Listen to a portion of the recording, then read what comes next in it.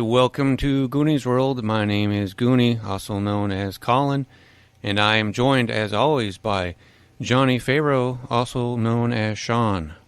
Well met, friends. And, of course, we have Meanie, also known as Ryan. Hello. And we are also joined by a special guest, one we haven't had on for a while. It's the good Dr. H, also known as Zach. Good evening, chaps. Yes, Hello. And we're all British tonight because for the next few episodes, we're going to be playing a one-page game called Heroes of Sherwood Forest, written by Richard Woolcock for the TriCube Tales system from Zadmar Games. You can get the TriCube Tales system as a phone PDF, like shaped for your phone, for $1 on Drive-Thru RPG. In fact, you can actually get it for free, but it's nice to pay the $1. And it comes with scads of micro settings like the one we're playing tonight. And this is our first time playing this system, but it's very rules light, and I think we can manage not to make a complete mess of it, although we might make a complete mess of Sherwood Forest, which is where we'll be adventuring. I do want to thank Theo JT and Lag Musics for some of the music that we'll be hearing in tonight's episode. And I think most of our listeners know the Robin Hood legend, so we're not too concerned about historical accuracy either, and I think we can dispense with a lot of setting exposition. It's enough for us to know that we're going back in time to the days of yore, to merry old England, when good King Richard the Lionheart is on crusade in the Holy Lands, and he's left his malicious and incompetent little brother Prince John in charge. And Prince John has, of course, taxed the peasants mercilessly, and locally his flunkies, Guy of Gisborne and the Sheriff of Nottingham, have just bullied the people beyond endurance. And a few desperate or courageous souls have taken to outlawry in an attempt to make things right, or strike back at injustice, or just survive. And of course, the most famous of these is, of course, Robin Hood. But our adventurers will focus on some of the less famous outlaws of Sherwood Forest, and let's meet them right now. So why don't we go ahead and share our name and concept and trait and perk and quirk, which are all the things that make up a character in this system, and tell us a little bit about yourselves. And Ryan, you're pretty quick on your feet. Why don't we start with you? Oh, well, sure, that's fine. Well, my name is Arthur Brown. Arthur Brown, and I'm brawny. I believe, of course, that I'm the bastard son, unacknowledged son of the prince. And being brawny, of course, I have enormous strength, but I do tend to be rather overconfident. Would you like a physical description? Sure. I'm about, well, I was going to say, 5'6", but they wouldn't have measured it that way. But for our listeners, I'm sure that will make sense. Yes. So he's about 5'6", but very wide, almost as wide as he is tall, or as I am tall, with short brown hair and a beard. Okay. He doesn't even carry any weapons. I don't need a weapon. I'm so brawny, I'll just wrestle you to the ground. That will be exciting. Colin, how about your character? Well, I'm Spencer Twiddy, and my trait is agile because I'm a boy. I haven't specified my age. I'm just a boy, and my concept is that I'm a runaway. I had a rich family that were too strict and selfish, and I didn't like them, and I wanted to run away to join a band of outlaws, like Robin Hood. And my perk is that I'm highly perceptive, because I'm very inquisitive and very sensitive and thoughtful. And my quirk is that I'm naive, because I'm just a boy. And he looks like he's just a normal-looking boy, sandy-colored hair. It's a bit messy. And Tow-headed lad. Yeah, a bit of freckles, brown eyes, and yeah, that is him. Okay, and Zach, let's hear about your character. Well, I am Belgar Frigosi. Even my mother would say that I'm not the most attractive of men. I'm very short. I'm stocky. I'm definitely wider than I am tall. And my face is covered in burn marks and scars from when the men of Nottingham tortured me. But I escaped. I'm crafty. Oh, I'm so crafty. And I escaped from them, and now I am with these merry men serving as their cook. Because I am an excellent cook. What I did not get in looks, I got in cooks. So, given the fact that I am so close to the ground, I too am skilled in the arts of perception, seeing things that other people overlook with their stupidity. And unfortunately, due to my history with Nottingham, I am quite vengeful, and one day I will cook his blood into a pudding for everyone. Well, Well, that sounds delicious. I sincerely hope that happens throughout the course of our adventures. But the three of you, right now, you're the entirety of your merry band. And you've banded together, and you're the beginning of your careers as outlaws. Now, as chance would have it, you have heard a reliable rumor traveling through Sherwood Forest that a Norman noble, Sir Enguerrand de Coucy, will be traveling through Sherwood Forest on his way to Nottingham Castle. Now, he is likely to have a few guards, but he's also likely to have some portable wealth that's worth robbing. So as we begin, you're lying in wait along the road in Sherwood Forest. Now, in these days, Sherwood Forest still has an almost primordial feel to it, with very ancient birch and oak and chestnut and beech trees. And it's autumn, so the forest is like an explosion of colors, rust orange and mustard yellow and browns and all the other colors that leaves turn. And of course there are great curtains and beards of moss and trails of vines hanging all over the trees and plenty of places to hide. The road is really just little more than a track. And you can hear, but not see, in the distance, a wagon approaching at moderate speed, not a full gallop. You couldn't take a wagon on a full, gallop down this road. It would break apart. But I'll pause here and let you get into character and make your plans as you can hear the wagon approaching. Is that him? I'm quite sure it is. And I think having you as a boy might be quite useful, actually, if we could get him to stop.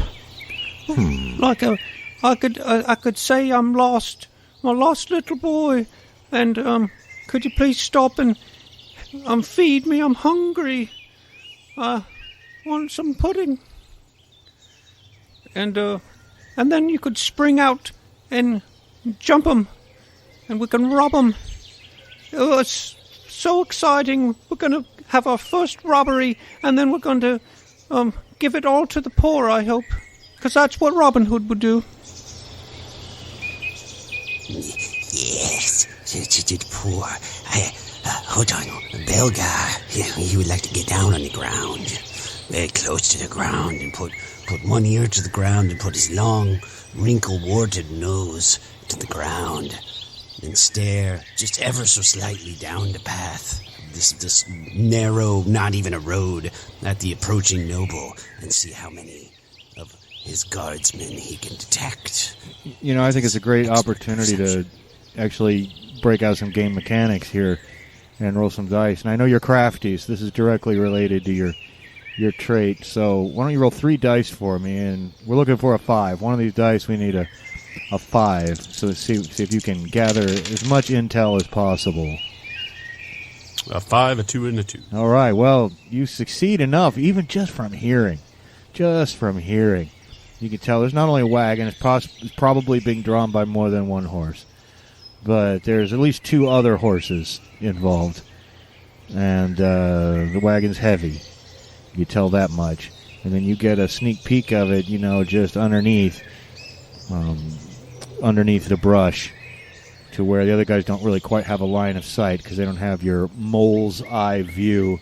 But you can see the knee-down legs of a horse passing by, and then 2 more horses pulling a wagon, and then a 4th horse riding along behind.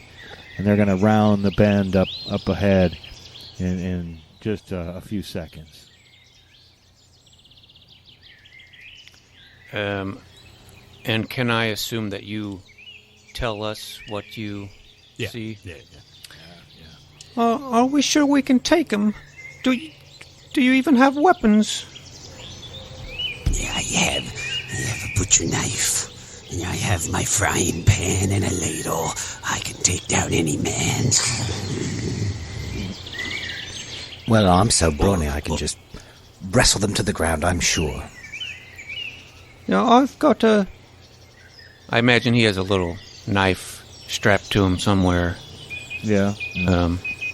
Can see him having a dagger, knife or dagger. Yeah. And it would not be unreasonable to think of a boy as having a small bow and arrow if you wanted one, hunting rabbits or whatever. Yeah, I can see a little kid bow. Little kid bow. Or like a sling, maybe, or something. Sling. Yeah, like a slingshot. Yeah, slingshot actually is much more story appropriate, I think. Yeah.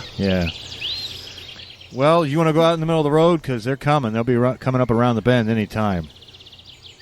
Yeah, and I'm going to tuck that sling in behind my waistband, in my back, underneath my shirt, and wander out. I'm going to actually, if my face isn't already filthy, I'm going to take a clump of dirt and smear it around, mess up my hair, and then kind of hobble out into the middle of the road. All right, well, no sooner have you done that. Go ahead, I'm sorry. I was just going to say that while he does that and before they sort of round the bend, Arthur is at least going to, kind of hide to the extent that he wasn't already, but hide in the brush, sort of try obviously not to be seen, but in such a position. In a position where he thinks, and he could be wrong, where he thinks when they here's what I'm imagining. They're going to come around the corner, right? Mm-hmm. And there was a horse in front and a horse in back, and then this wagon being drawn, right? That's right. Do I have that right? Yep. Okay. And he's going to try to be where the back horse would be. Okay. Once they get around the corner, if they even come all the way around the corner. I could picture that. Yeah, I would think that Arthur could probably take one of the. So there's four horses total, right? 2 that are pulling the wagon, and then 2 with riders. We're guessing, right? That if Arthur can take one of the horses, then Belgar can take the other one. Okay, and at least get. Just don't... What I would guess would be the guardsman. Okay. Just don't stand directly behind the horse or you'll kick your chest in. Yeah, or we put someone else behind the horse. Well, any more planning will have to occur later, because just then the first horseman comes around the bend, followed by the wagon. The first horseman is a guard. He's got a long sword strapped to him. He's wearing a leather armor, but like a bullet-shaped Norman-style helmet, like you see in the Bayeux Tapestry. And behind him is an enclosed and very fine wagon. And we can't really call it a coach because it doesn't really have, like, suspension and all that. But it's enclosed and there's curtains drawn, so you can't really see who's inside of it, right? There is a driver on the wagon. And sitting on top of the wagon is a crossbowman who's also wearing the leather armor and one of those bullet helms. And then in the back is another horseman who is also a guard, a Norman guard. And when we say Normans, we're really talking about the ruling class who came here from northern France a generation or two ago and kicked everybody's ass and took over.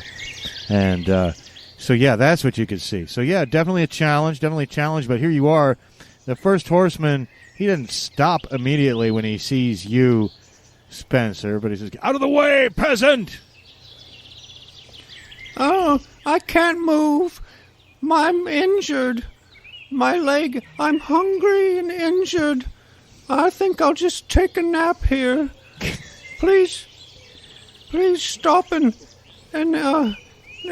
help me if you can. Well, so you're going to basically try to convince him through looking pathetic and through pathetic words to stop their journey. Now, I don't know. Yeah, and I'm not moving either. Okay, and that was good. You're very brave because you could get trampled. But, well, he's not right. Well, I mean, yeah. If it comes to that, I'll...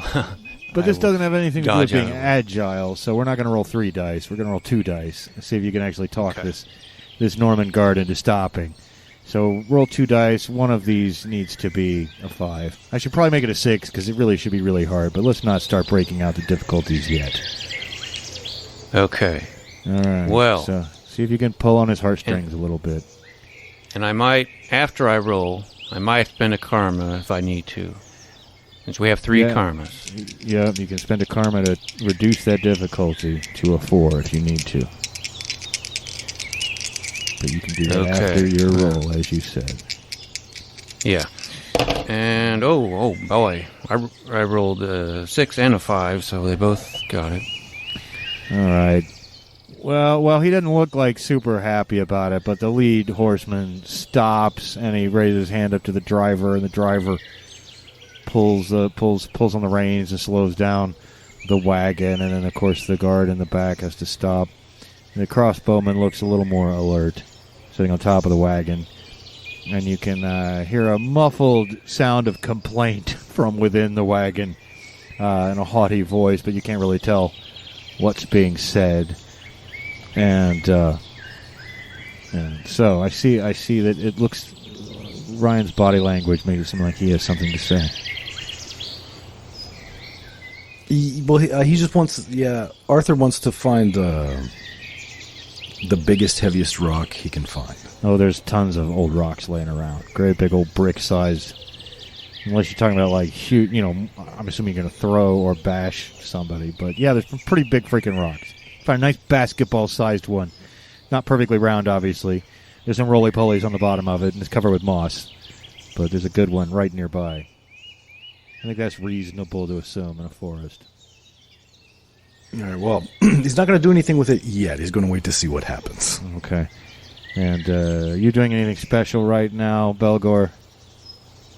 So you mentioned, as we were going over mechanics prior to, that you can spend karma or resolve, I can't remember which one it was, to add narrative. Yes, take narrative control of a scene, to add scenery or something like that. Yeah, you can spend a karma to, quote, influence the story, unquote. I would love to influence the story by adding just the most decrepit Widowmaker branch hanging out over the road right above the wagon. Okay. If that can be possible. I think that is possible. I think it's fully within the spirit of what is intended, by spending karma. So you got 2 karma left, but it's a good use of it. So there's like a next big storm, this thing's falling type of branch hanging right over the wagon, right where they chose to stop. And then Spencer, what are you doing? Because no one's throwing any food or money your way, but there hasn't been, a lot of... All this has happened in milliseconds. But do you want to do anything else before the lead guard takes any action towards you? Whether that's chop your head off or throw you a penny, you don't know yet. No, I think the main goal was just to get them to slow down or stop, and it appears they've done that. But I want to keep them there, so I won't move yet. Okay. And I'll just stand there looking pathetic. Okay, well, the lead horseman spurs his horse on. And these guys all have names. You would have no way to know them, but this one's Peter. Okay, the crossbowman is Dick, and the last guard is Willie. Perhaps they all have their names, stenciled on there. They got their wives to stencil their names on their tabards. But Peter spurs his horse forward a little bit and goes, "All right there, you. Get off the road. Enough playing around. You're not going to pull on my heartstrings that easy." Well, I'm deeply injured, and I don't think I can make my way across. My knee. Your knee. Your knee. Oh, well, you know what? I want to see if you can make this guy feel bad enough to get off the horse for a minute and come take a look at your knee. Little Saxon brat, he mutters. Go ahead and again, I think this would be really hard, though. Okay, so we're looking for a 6, and it's just 2 dice. I don't know that this is directly related to your trait of being agile. So roll 2 dice. If one of them is 6, he's going to get off and come look at your knee. Don't forget, though, you can reduce that to a 5 after you roll if you get a 5 by spending a karma. Yeah. I got, okay. I'm going to spend a karma because I got a 5. All right. Helpless little Saxon brat. No wonder you're all taken over so easy. He climbs down off his horse looking disgusted. Maybe he's got a heart of gold and he's just playing tough. All right, let's take a look at this knee of yours then. We've got to get my master on his appointment in Nottingham Castle. Let's make this quick. If nothing else, I'll pick you up and carry you out of the way. So what did he say, Nottingham Castle? Nottingham Castle is where he's going to... that's where they're He said headed. The words Nottingham Castle He out said loud. the words out loud. Nottingham Castle. All right, here we go. So Belgar's not pleased about those words. So he will spring into his plot of action now. His trait is crafty. And so I would like to think that he would be able to take this ladle that he came in with and attach a rope. I think it would be reasonable that he would have some sort of a rope or something with him. Sure. And he would like to...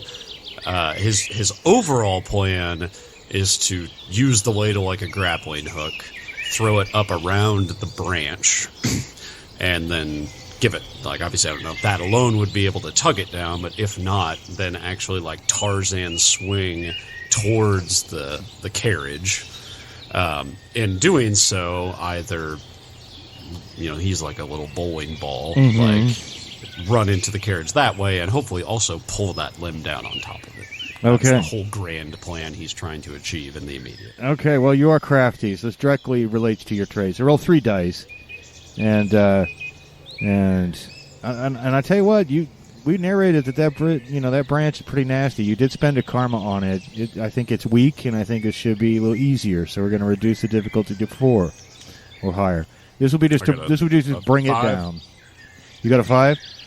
5, a 4, and a 3. 5, 4, 3. All right. Well, you swing the rope up, and the ladle wraps around the branch, and you give it a good hard tug. And you get to narrate. Don't let me run away with GM job here, because a big part of the system is you guys get to narrate what happens. Absolute druthers. What I would like to happen is he gets it up there, wraps around, and is able to use it to swing out. And I just imagine there's this guy that's somewhere between Igor, the Hunchback of Notre Dame, and Danny DeVito's Penguin. Somewhere in between those two places is what this guy looks like, right? I can imagine Miley Cyrus is riding him. Right. And just and he's fuming with vengeance and spit and whatever else as he just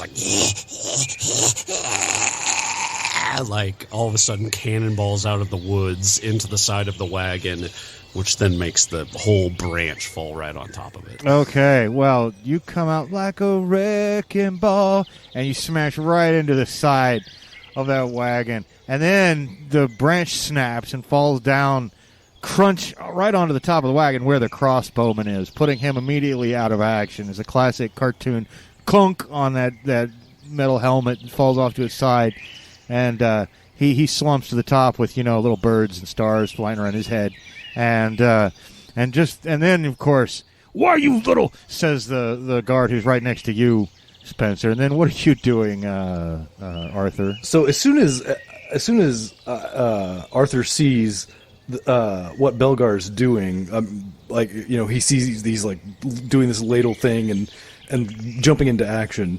He's going to kind of watch a minute, and then as soon as he sees it, he's going to swing out. He's going to brawny heft his basketball-sized rock at the rear guard. The rear guard, go for it. And I think that should be 3 dice because it is directly related to your brawny trait. And of course, Dick the crossbowman is knocked out, unconscious by the heavy branch. We'll see what happens to Willie. Although you're making a face. Well, I rolled 2 1s and a 4, so I can. All 1s is bad, but just 2, I guess, is not. It's not bad, but there's still a failure. However, you can spend a karma to reduce that difficulty to a 4. And will. And so, how do you narrate what happens now? Well, I would like to, this. It would be simultaneous, roughly, to the Belgar swinging out. So we got one bowling ball, wrecking ball over here swinging out and slamming into the carriage, and at the same time, this basketball is launching towards this guard at the back, and it. I would like to narrate that it hits him in the head and he just falls to the ground unconscious. Yeah, well, but I think I don't know if I can take it that far. No, I think you can take it that far. It feels like a big major villain. Obviously, in a combat, we might want to have a few rolls. Sometimes combat does require multiple rolls, but they don't necessarily send the best and brightest guards. And this is a complete surprise. So, yeah, your boulder just hits him in the side of the head, again, making that conk. And Willie, the guard, falls from his horse. The horse is spooked, and rears up. And of course, both the horses on the wagon were a little spooked when Belgar smashed into it. But we're going to assume that driver knows what he's doing, and he keeps them under control, and they don't bolt. Meanwhile, you've got Peter leaning right over you, Spencer, Peter the guard, and he's like, "Why, you little," and looks like he's about to choke you, Homer Simpson style. So what do you do? I fooled you. It's a robbery, Peter. Have you ever heard of Peter Pecker? I'm going to kick him in his pecker. Pecker, all right. Okay, kick him in his pecker. And I think Agile does apply to kicking people to dick shots. I think Agile should apply to dick shots. Yeah. Which we've had a disturbingly high ratio of dick shots on this podcast over the years. But, didn't we have an episode called Dick Shot? Yeah. Yes. So, yeah, go for it. Roll your 3 dice, and one of them needs to be a 5 to get the dick shot on Peter. One of them is a 6. Oh, my. Well, you just boom. Now, how do you narrate Peter's reaction to his getting kicked in the dick? Well, since we're going cartoony, I think his face turns beet red. Maybe some steam coming out of his ears or something. I don't know, but maybe his voice goes up a notch.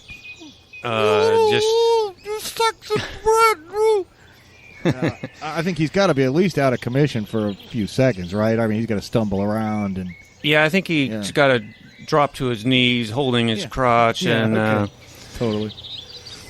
Yeah. Okay. All right. Well, you got the 2 guards knocked out. The driver's immediately just holding up his hands, in surrender. And, Peter's rolling around on the ground. And, of course, you can still hear the haughty voice within the closed-up carriage. And sounds of, like, hurried action inside of the carriage, if that makes sense. Like, there's scuffling and things like that going on. I see you leaning into the microphone, Belgar. Yes. Is the door to the carriage locked? Well, when you grab it and yank it open, it certainly doesn't seem locked. And you can see right inside. Right. Well, Belgar's going right inside, and he's got a frying pan in one hand, and his mouth open to bite. Like, it was just whatever. What does he immediately see? What he immediately sees. He will open and jump in. All right. There's a thin, tall, somewhat effeminate gentleman in here who's trying to stuff a purse into his pants. You know, you catch him right in the middle of trying to stuff the purse down into his crotch. And then there is a woman, beautiful, beautiful woman, whose cheeks are like really full, like chipmunk cheeks, and she's just, and they're both looking in shock at you and disgust as you open the door. I say, this is most irregular. I demand that you cease and desist immediately. There's no negotiation here. He'll look at the lady and just go, and then reach up the frying pan and just whack the dude right in the face. Whack her right in the face. Well, why don't you... Not her, him. Oh, okay, you're going to whack her in the face, which was kind of funny. Well, he wanted to give her kind of the gross... Yeah. His tongue out. She's been disgusted by your leer. And then you whack Sir Enguerrand de Coucy in the face with your frying pan. So go ahead and... frying pan. Do you think this is a crafty thing? Can you make an argument for crafty, or is this just pure fighting rage? Well, I think that he's a cook. I think so that would be what he would have, right? Right. I said he had a butcher knife. I'm not. That seems... I don't know. I'm not going to... go that far yet. I think the frying pan's much more funny. I think we shouldn't butcher these people. I think we can go with crafty. I don't know if crafty is it. Certainly tied into his concept of cook and his quirk of being vengeful. I think we should go with the maybe 3 not dice. Inherently crafty. I think we can go with the 3 dice on this one, though, especially because it ties in with your concept so well. So, 3 dice. I need a 5. And we have it 1, 4, and 5. All right. Now, so you cracked him right in the face, and narratively speaking, since he's kind of a more important NPC, I don't want him to just immediately get knocked out. I'd like him to be able to talk for a little bit. But other than that, do you have any specific effects or narrative embellishments on this? Kind of just steering into the cartoony. I think it would be great if, kind of just right across the face. I don't know. Did he have like a hat? Yes. Did we say he had like a? Oh yeah. Like a hat. Yeah, so he's got a great big... right across the face. Great big puffy suspense. hat. He has a great big what? He's got a great big puffy hat. Yeah. Where just a frying pan right across the face, and the body and the face move, but the hat just kind of, like when you pull the on the table, pull the tablecloth out from the flowers, and the hat just stays, and the body and the face go to the side. I love it. And then the hat, I think it'd be great if that hat falls right on Belgar's head. I think that's perfect. And, you're now wearing the hat of Sir Enguerrand de Coucy. That successfully robbed your first item. Yeah, without even trying. Yeah. Well, he spits out a few teeth and sits up. Oh, most uncalled for, most ungentlemanly. When Robin Hood robbed us, he was far more of a gentleman about it, wasn't he, dear? Wasn't he, my dear Beatrice? And Beatrice is presumably the girl who's... She said without opening her mouth, as her face is still, puffed up like perhaps she's got the mumps. But her lips... Yeah, well, Belgar would kind of look at him and just reach one gross, maybe 2, let's go 2 gross, gnarly, warty talons of fingers over to her face and reach into her mouth. Well, and I assume you guys... I'm thinking I'm thinking strand of pearls in my head. Maybe it's a mouthful of gems or something that he could just reach in there and just kind of grab whatever it is and pull it out. Well, what you do is you pull out this long necklace. I assume maybe you guys are converging right in time to see this on either side of the... But you pull this long necklace of pearls and amber and jet out of her mouth. Just blub, blub, blub, blub, blub, blub, blub, blub, blub, blub, blub, blub. She stuffed the whole thing in there. There's like spit dripping off of it and everything else. She goes, I say, you're absolutely right. Robin Hood would never stoop to such tactics. When he robbed us, he was the consummate gentleman. I've never been robbed by such filth. I deserve better if I'm going to be robbed. Yes, you do, my dear. You ought to be lucky you didn't hide it somewhere else and then had his fingers there. I would never dream of such a thing, says Enguerrand de Coucy, who suddenly looks very uncomfortable. Yeah, I believe you have something in your pants for me, too. No, I took that out. Here it is. And he drops the, he drops the purse. He drops the purse he was trying to stuff down the front of his pants onto the floor of the wagon. He goes, all right, well, you know, I guess we've been robbed. So surely you won't leave us stranded out here. Is there anything else that you've No, nothing. got? Nothing at No. all. Are you quite sure? I'm quite sure. Absolutely. I am a He's Norman, lying. sir. I don't lie. You filthy little Saxon brat. How dare you speak to your betters that way? You don't even know who I am. My family's rich. Well, they don't want you then, because you're wandering out in the forest. My family is incredibly rich. But I've given you all I have, and surely you're not murderers, even though you are Saxons, by the smell of you. So, if you would just let me go, and I will see to it that I forget about this little incident. After all, I've been robbed by the best. I've been robbed by Robin Hood. Certainly that was much more exciting, wasn't it, dear? Yes, of course, says Beatrice, and Robin Hood was a gentleman, and rather attractive, if you don't mind my saying so, dear Enguerrand. Oh, not at all, Beatrice. Robin Hood was very attractive. Unlike this loathsome toad that has pulled the necklace out of your mouth, and this wide fellow over here, he says, gesturing to Arthur, and this disgusting little urchin, he says, pointing at you. But I have nothing else. I mean, where else could I possibly hide anything? Says Belgar, after all the insults, will raise the frying pan back up over his head. Not necessary. Just like, No, not necessary. Robin Hood would never stoop to beating someone with a frying pan. We're going to be even more famous than Robin Hood. Just you wait. Okay, yes, well, very lovely, yes, of course. And you're lying. We better tie these people up, I think, and search him. He's hiding something. Yes. I was thinking Inside we and out. would need to search them, yes. No. That does seem very appropriate. And just so you know, Mr. de Coucy, I am the bastard son of Prince John. Really? Oh, yeah. Well, what does he think of your exploits? Oh, well, he disowned me. He doesn't know what I'm up to. If he knew, I suppose he would probably be disappointed. Well, if you were my son, I would disown you too. But seriously, no tying up is necessary. There's no searching. I'm a man of my word. I have nothing hidden on me, and certainly Beatrice doesn't. Beatrice, you've not secured any other things on your person, have you? No, not at all. And surely you'll not be so ungentlemanly to put your rough hands on my sweet Norman flesh, says Beatrice. Or my sweet Norman flesh, adds de Coucy. But you guys can manhandle them and tie them up and search them if you like. Yes. oh yeah. Okay. Yeah, I think it was unanimous. No, Robin Hood would certainly never stoop to this. As you guys tie them up. Every time I don't know how gotta marry that Belgar voice with that, but that's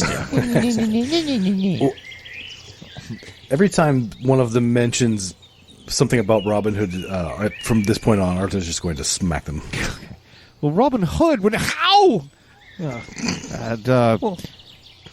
I was going to mention him, but I guess I won't. But I think we should have someone to look up to. But, we're our own band. We're not just following in his footsteps.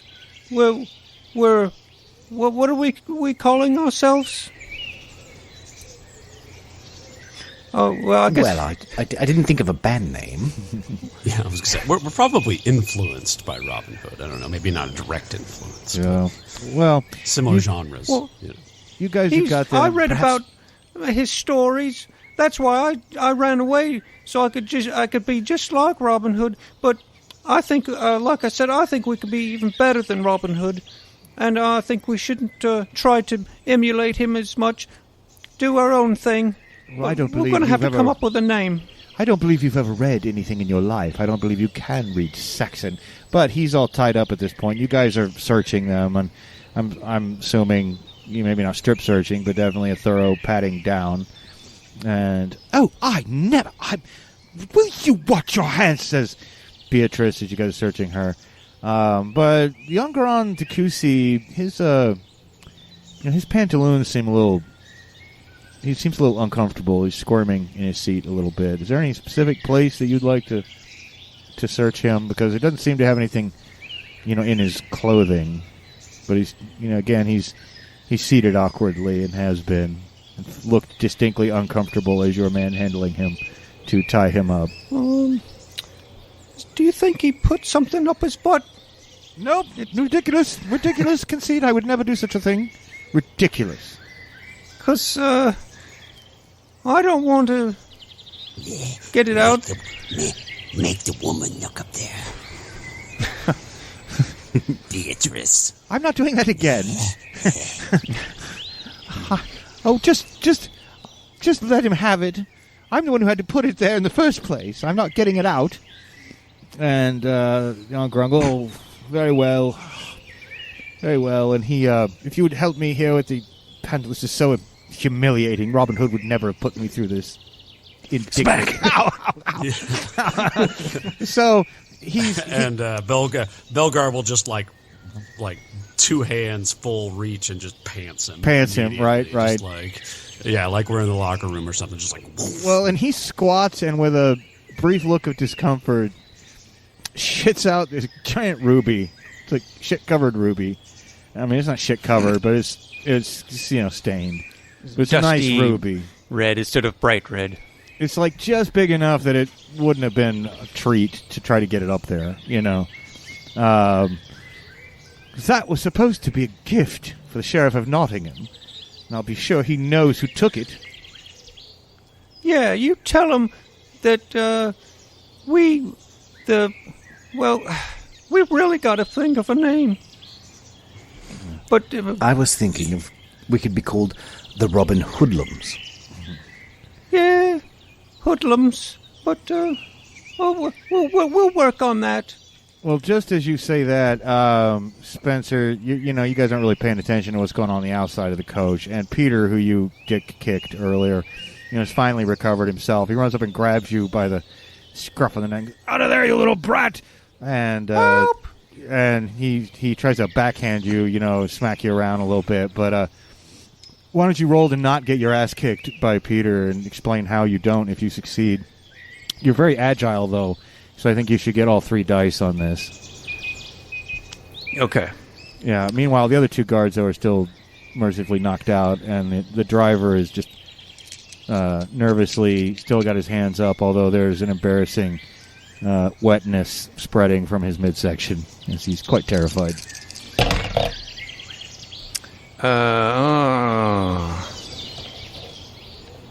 Well, I failed. I don't know. Now, do we get resolve? I mean, karma doesn't come back unless only if you use a quirk and increase the difficulty before you roll. Now, if you rolled a 4, you can spend a karma to reduce the difficulty to a 4 and succeed. But if not, then this guy. But you have to do that. No, you may roll. You may do that after you roll. Okay. If spending a karma to lower the target, you may do before. Oh, yeah, that you can do. But I failed so badly that won't help. Wouldn't even help me. So. Well, to describe how he kicks your ass, how would you, if you were like a grown mean man, how would you beat the shit out of a little kid?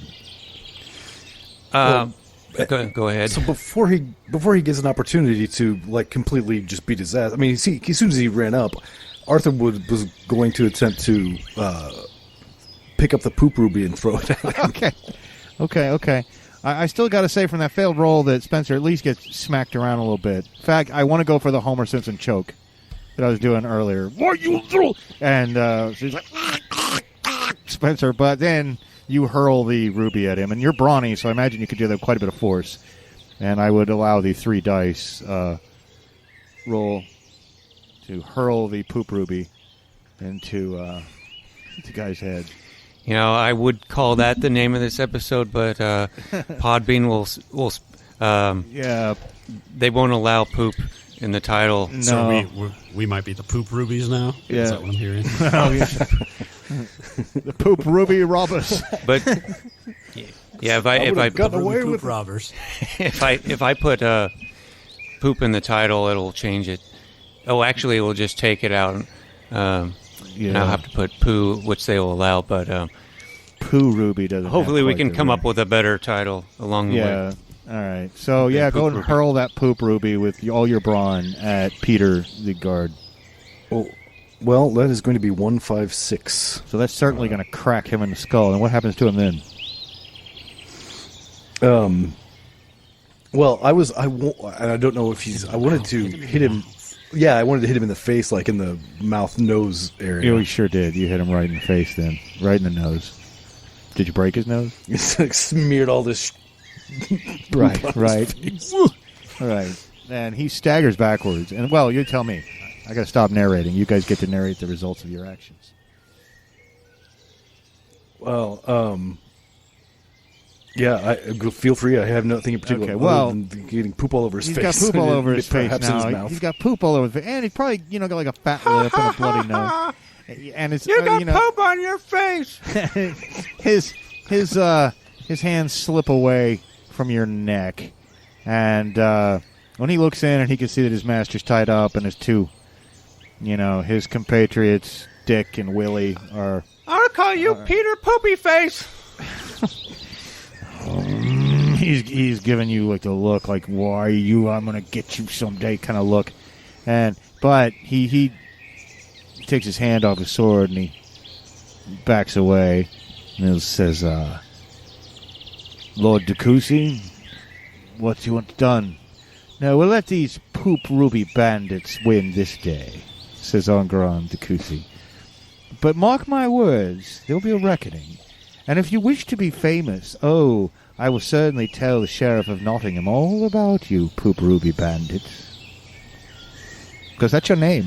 Now, there's nothing you can do. Yes, you tell the Sheriff of Nottingham it was us, and that we're coming back for him.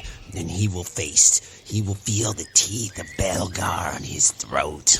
Feel the teeth of Belgar on his throat. Did you get that, Beatrice? Yes. Feel the teeth of Belgar on his throat. And I would not want that at all. No. Very well. But Prince John has hired Flemish mercenaries to come here. They'll be coming soon, and they'll deal with the outlaw problem in Sherwood once and for all. And then you'll be sorry. And meanwhile, Peter is going around, "Get up, you," smacking Dick and Willie, in the face and getting them not unconscious anymore. And I'm just noticing a pattern with your names. Yes, Peter, Dick, and Willie. he noticed That's that, funny. Yeah. Yeah. I know. Belgar would definitely tell them that they will be. They are free to leave and spread our message. They will respectfully be leaving all of their armor and weapons, however. Oh, well, with great anger, surly expressions on their faces. And your dignity. They drop their swords and they take off their bullet helmets and their leather tabards, and then they get back onto their horses. And the driver, whose name is John Thomas, he gets the horses going, and they ride off, and you can hear de Coucy and Beatrice being bumped around inside the, ow! You're no Robin Hood. Robin Hood's twice the outlaw you are, and you'll be sorry. Those Flemish mercenaries will get you yet. de Coucy hollers as once they're like safely, out of the way. That's at least 2 smacks on him you got to give next time we see him. Next time, they're owed 2 smacks. And then, of course, Willie, who's in the rear, turns around once they're at a safe distance, and gives the classic British 2-finger, screw you gesture. Arthur's gonna do the whole like two fingers at the eyes. I'm watching you. Yeah, right. Well, rather startlingly, once this is finished, there's a burst of applause from the forest all around you, and about a dozen teenage boys, older than Spencer but younger than the rest of you. They all run out of the forest. Whoa! Excellent work, that. Absolutely brilliant. Our band already has a following. Lovely. It's that easy. Absolutely lovely. No, we was going to rob that coach. We was going to rob it. I'm sorry. Let me make my introductions. We're the lovely lads. My name's Roger Good. I'm the oldest, so I'm in charge, he says. This here is Davy and Shrimpton and Wallace and Noah and Barton and Hanks and Patrick and Shelby and Landon and Spencer and Trenton, but we all call him Yorkshire Pudding. That's my name. Well, that's just the way it works. These 2 Spencers. You'll be Spencer the younger. But listen, okay. We are a band of fearless outlaws. We haven't robbed anyone yet, and we were going to rob Sir de Coucy, but you got to it first, and you were great. We need strong men to lead us, please. Oh, please. Won't you join the lovely lads and be our leaders and lead us to glory? Well, now, don't you think that it would make more sense for you to join the Poop Ruby Bandits? Well, it's just the thing is, sir, says Roger Good. The name Poop Ruby Bandits is just not very heroic, but the lovely lads, well, it's like the merry men, right? But it's so derivative. I mean, we have such an original name, because it's true. What it was gotten in the moment. It's more authentic. Well, if you want a name given you by the Enguerrand de Coucy, says Roger Good, then who am I to argue? If you agree to lead us, we can call ourselves whatever you want. We'll use it, like, ironically, Well, because it came from him, but, we're making it our own. Well, you seem to have gotten quite the haul. Lovely necklace we saw there, a nice bag of coins, and that poop ruby, not to mention the poop ruby, which is still lying on the ground, where it fell. He looks at somewhat disdainfully. But that's quite a ruby. Listen, do you have shelter for the night? Do you have a place to stay? Well, the forest is our home, but we haven't really got a camp or anything, I don't think. Well, there are several very small, isolated hamlets here in Sherwood Forest, and of course, outside of the town of Nottingham, Edwinstowe is the largest village, and that's where we go to church at St. Mary's. But we know a village, a hamlet really, that's close by called Sourhampton. They're in desperate need of help and alms. Why don't we go there and take refuge for the evening, and we will tell of your great deeds. How do we know we can trust you? Trust us, of course. We worship you. You're our heroes now. Isn't that right? Yorkshire Pudding? And Spencer, we're changing your name. Your name is now Spanks. All right? All right. I guess, because you spank it all the time. No, I don't. Yes, you do. We've all seen you, Spanks. That's right, Spanks. But I also spank a lot, so I think we need to differentiate ourselves even more. I mean, sometimes I'm called Spanks. Then I'll be Big Spanks. Jesus Christ. All right, I guess I'll be Little Spanks. Okay. Big Spanks and the Poop Ruby Bandits. It's all coming together.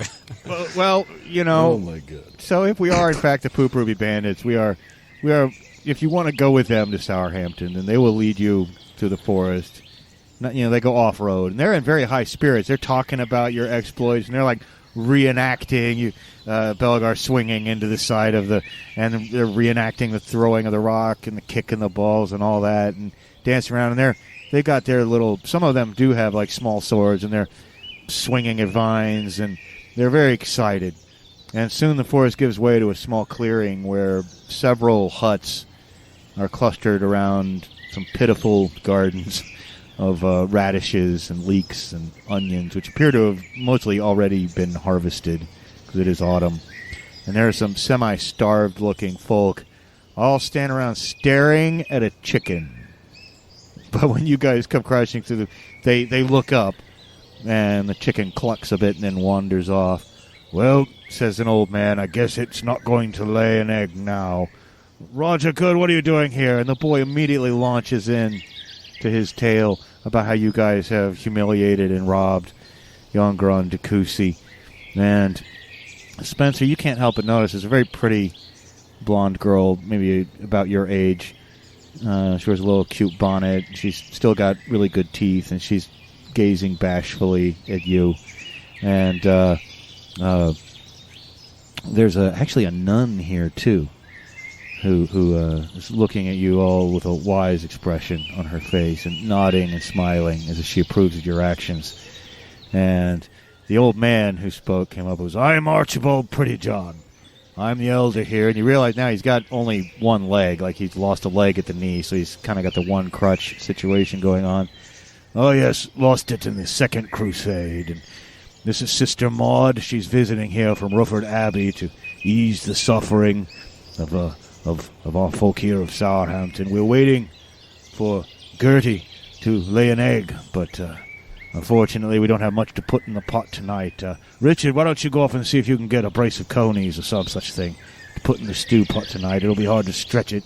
Don't know how we'll eat. Don't know how we'll eat it, sir," he says, looking at you, Arthur Brown. "I cannot help but notice, sir, the distinct resemblance in your face to someone I may have met before. Perhaps I've met you before. You're very much too young to have been on the Second Crusade, but I can't help but think I know your face, sir."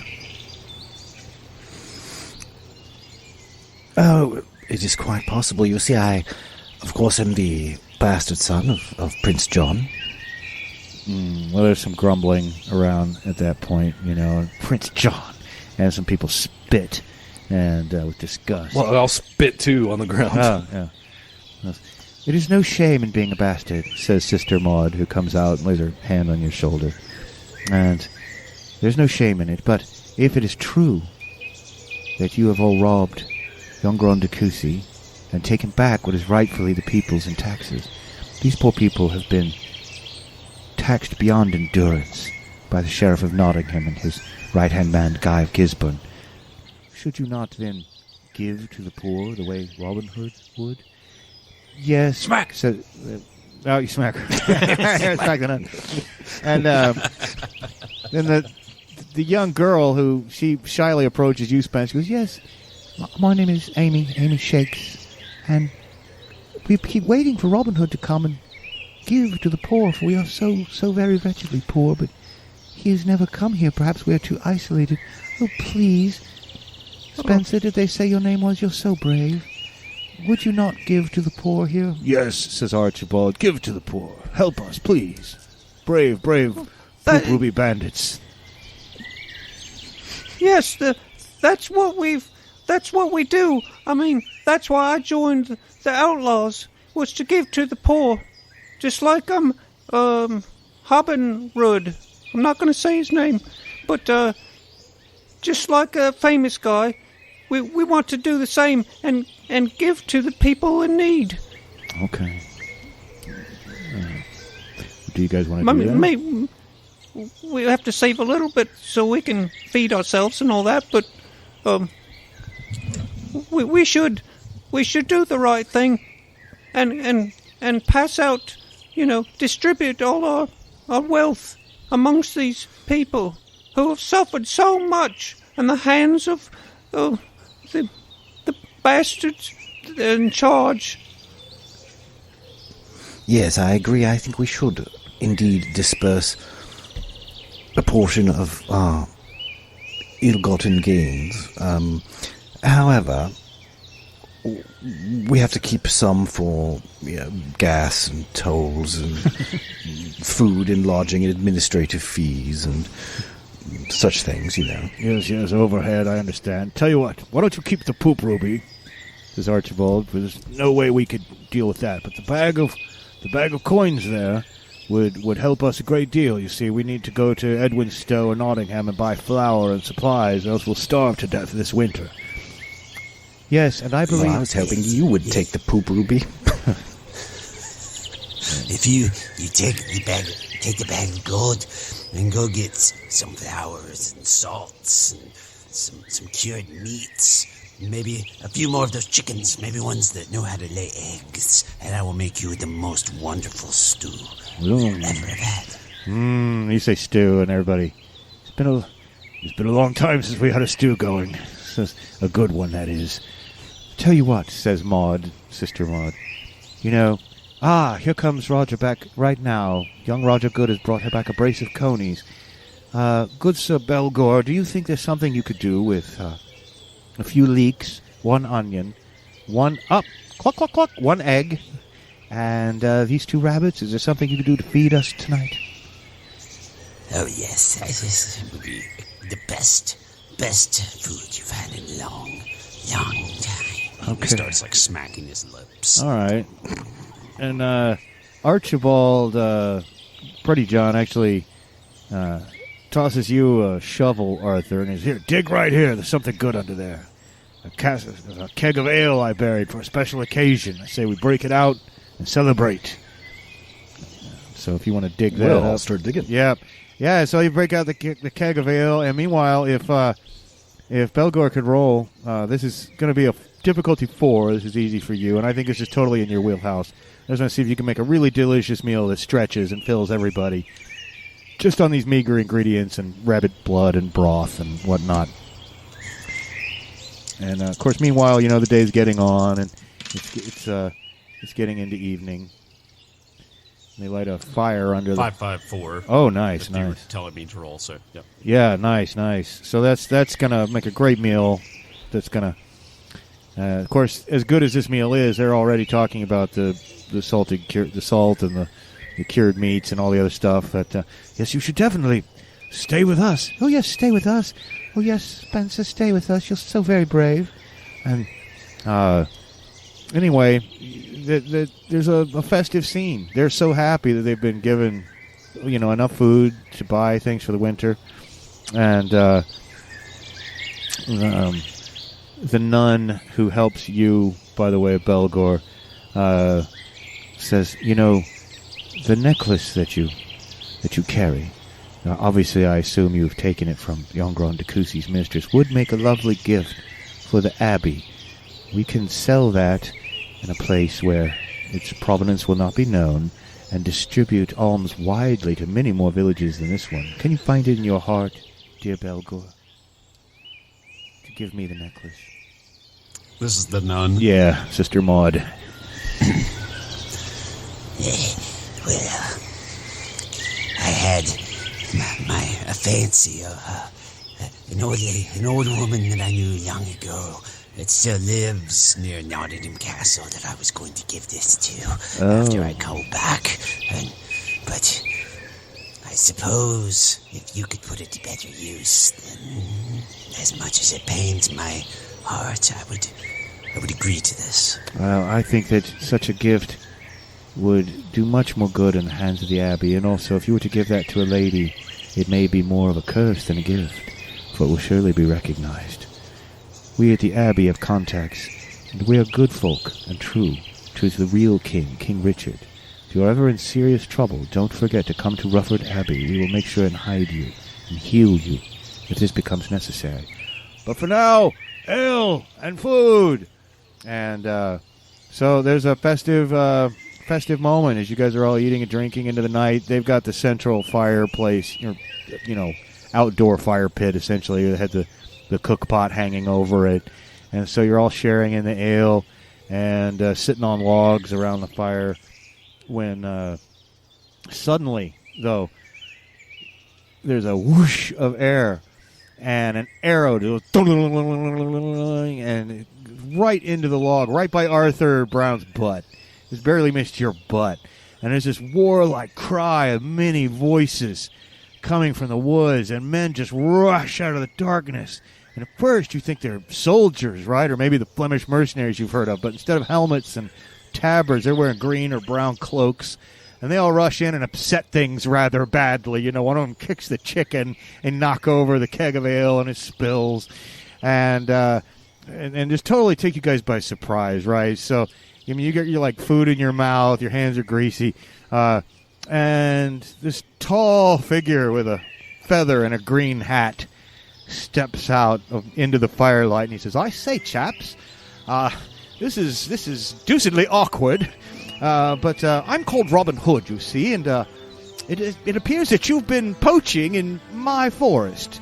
And that's where I think we'll go ahead and wrap up tonight's episode. And next time we will see what happens. Interesting. We're going to have to give him the poop ruby. Like, forcefully, I mean. Like, we have to re-poop it. Or you could have slapped him when he said his name. You know, I'm Robin Hood Smack. Yeah,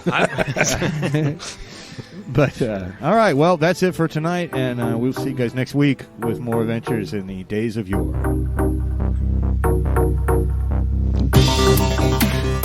Hey everybody, if you like our podcast, don't forget to leave us a good rating and or review on Apple Podcasts, Podchaser, Spotify, or wherever you're able. Subscribe to us on YouTube, follow us on Twitter at Goonies_world, and check out our website at GooniesWorldPodcast.com. Email us at GooniesWorldPodcast@gmail.com. Thank you for listening.